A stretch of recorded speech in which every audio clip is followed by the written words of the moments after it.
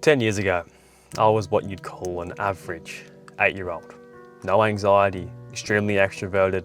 I wouldn't shut up until I met this one kid. He was my age. His name was Tyler.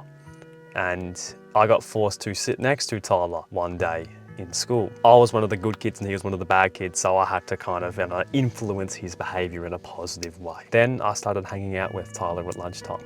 Not because I wanted to, but because he manipulated me into doing so. I tried to run away so many times and play with my friends who were playing tiggy or basketball or footy, whatever it was, but he wouldn't let me.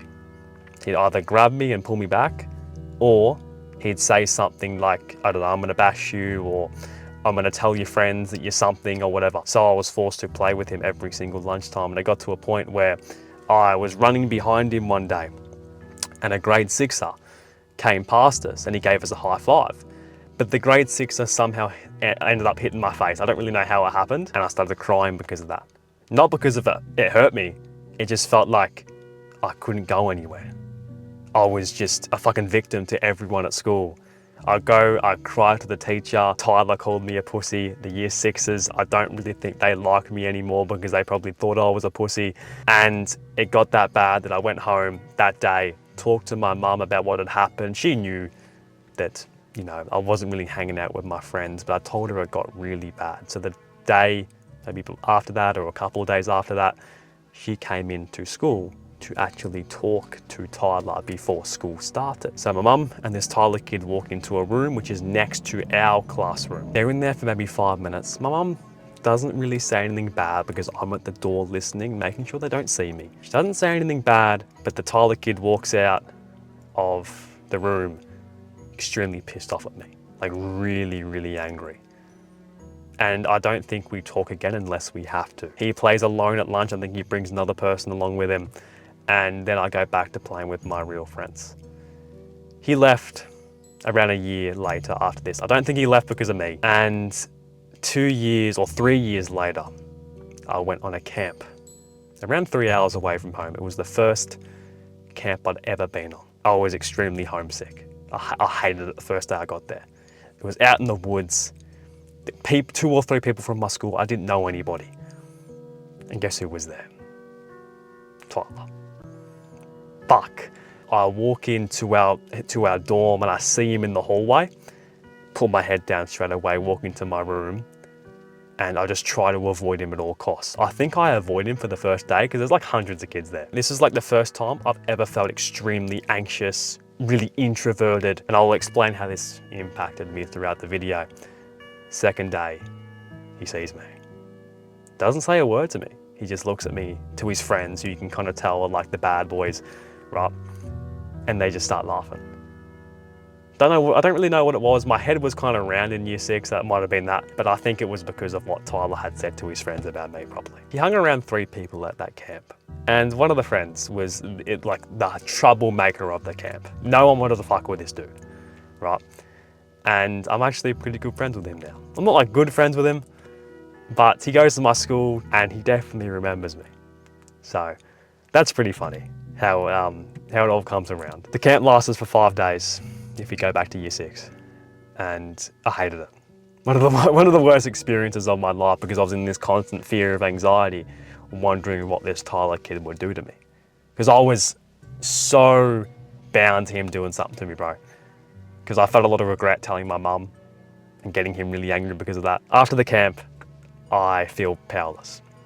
Just shit, like a nobody. And because of this sense of powerlessness, if that's even a word, coupled with a few other events in my life, which some of you will know of, I'm not going to go into them, my face starts to turn really red because I'm a really anxious person now. Everything, the smallest thing makes my face turn extremely red. The teacher calls on me in class, Jack. She says my name. My face glows up red for no reason, right?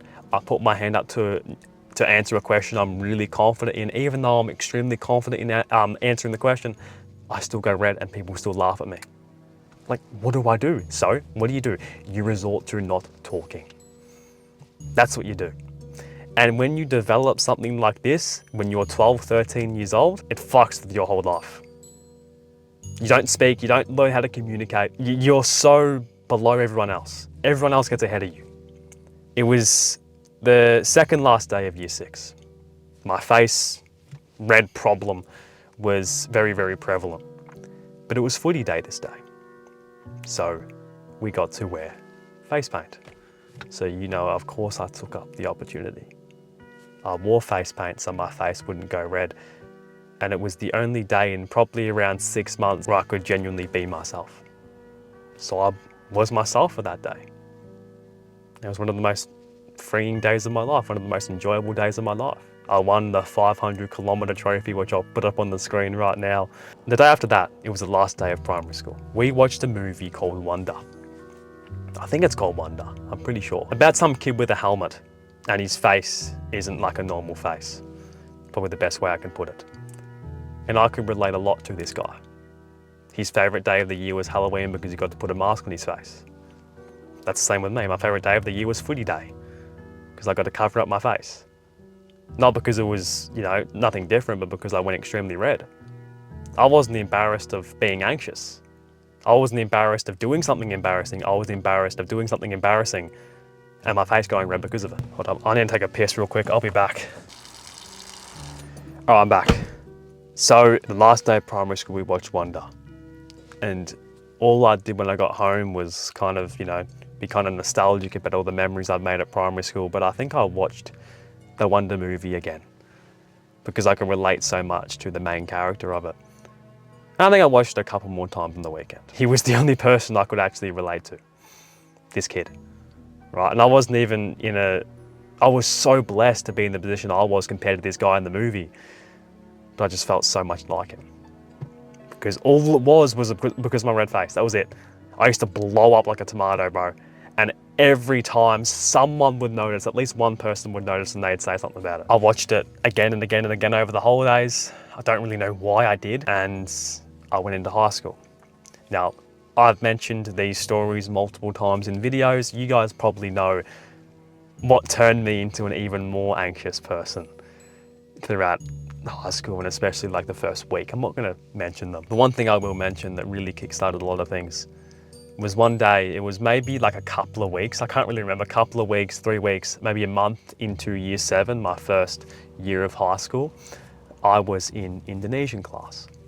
And we had to give a speech that we'd known so far of the words we learnt, like a couple of sentences maybe in Indonesian.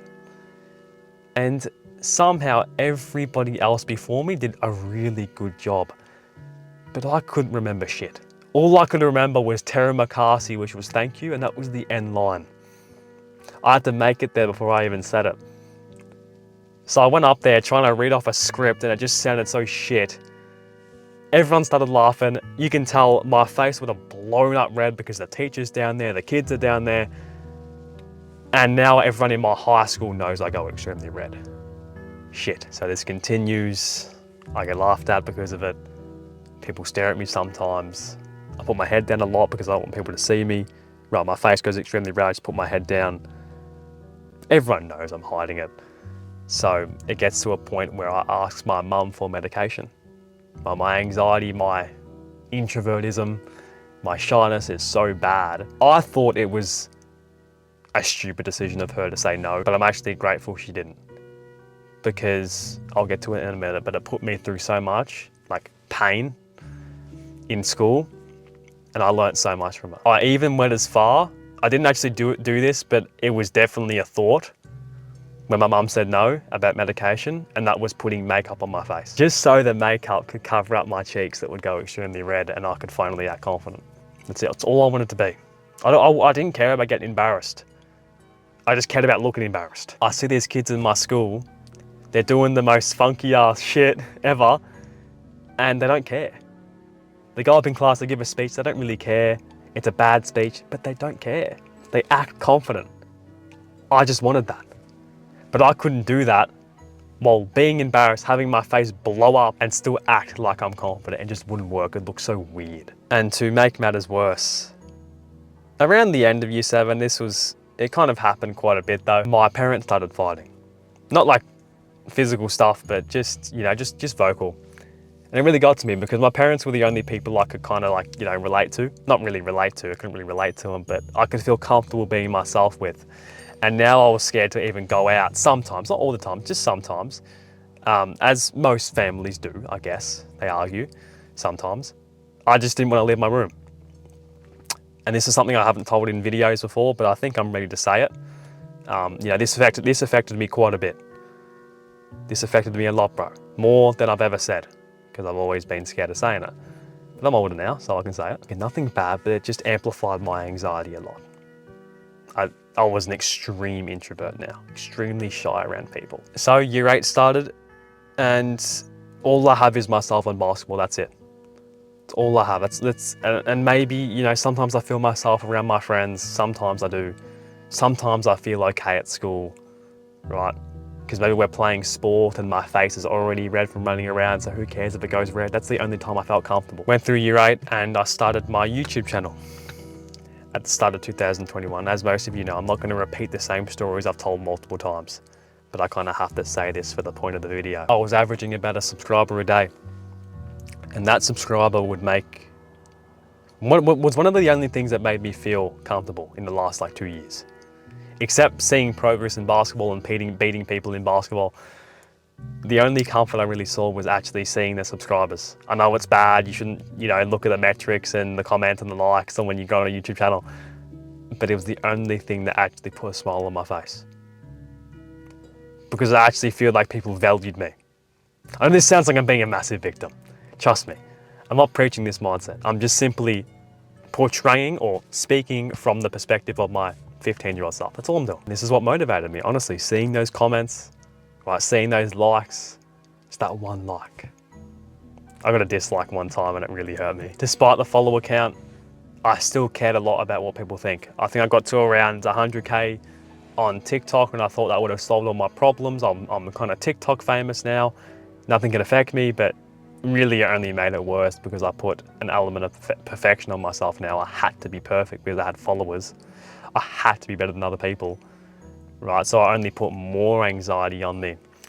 So as you can kind of imagine, because of this, perfection that I had to live up to, or I believed I had to live up to, I grew really attached to these Sigma edits. The Patrick Bateman edits, the Andrew Tate edits, the Sigma type of stuff, the real masculine, or, I'm not going to call it toxic masculinity, but masculinity that goes a bit too far. I'll just call it that. I started putting my hands like this in class.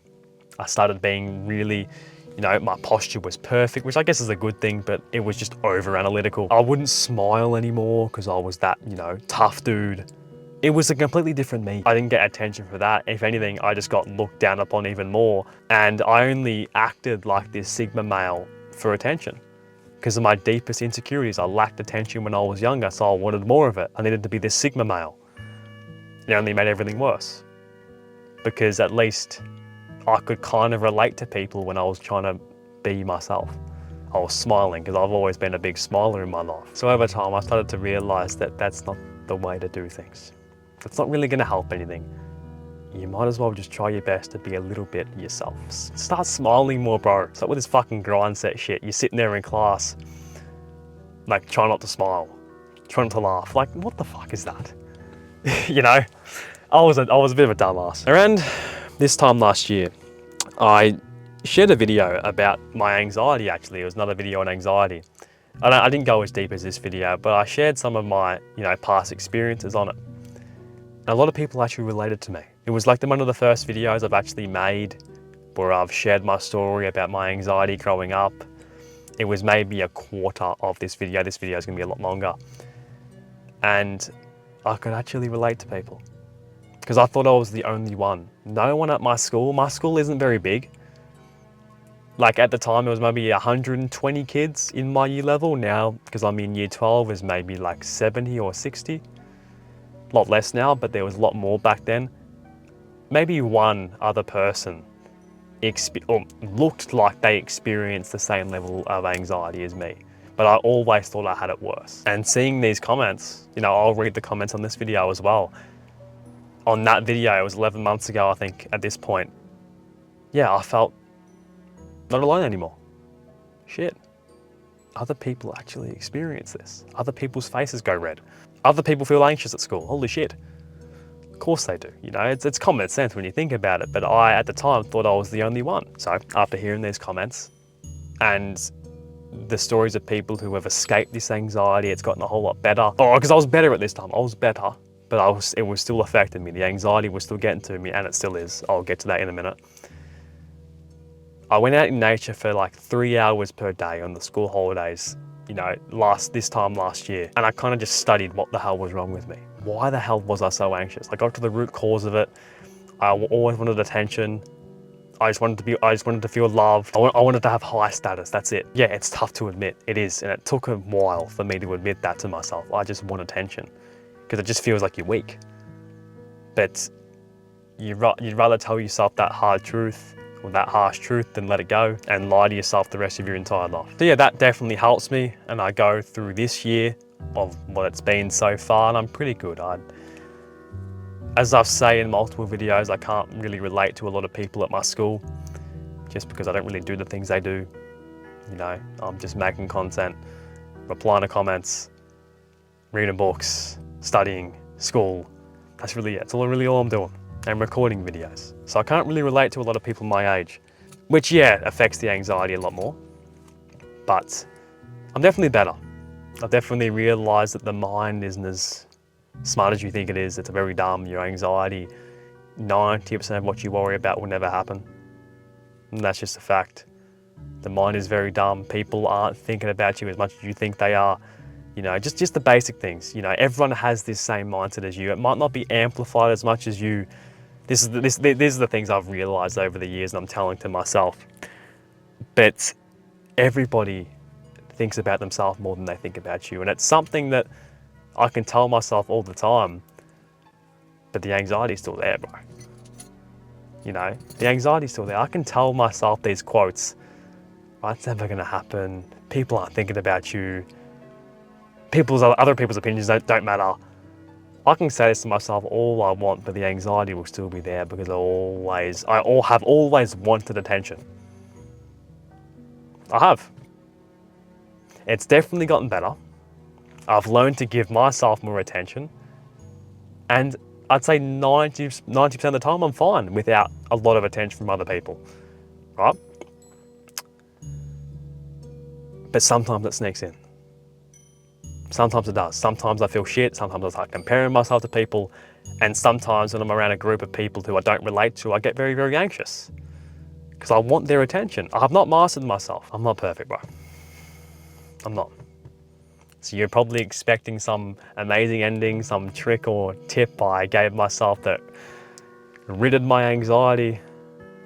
It's definitely gotten better by working on myself, you know, putting time to my craft, making videos like these, improving my communication skills, but bro, it's still there. And please don't take this video like I'm a victim. I'm simply sharing my own experience. I'm extremely blessed. I'm extremely blessed with this anxiety. It's taught me so much. Trust me, if you're in my position, it gets fucking better. It does. It gets better. Trust me, always does. It's getting better by the day for me. All right, you just gotta challenge those thoughts, man. Challenge those thoughts. If you're a girl watching this video, just challenge those thoughts every single day. I took some notes to this video, just some, so I didn't go off track. And the other thing I said was, as long as your actions reflect the character you wish to have, there's no reason why everything won't work out. That's it. Hope this helped. I don't know, it probably didn't. I probably just yapped. I don't even know if I'll upload this. But fuck it, who cares? I'll catch you in the next one. Peace.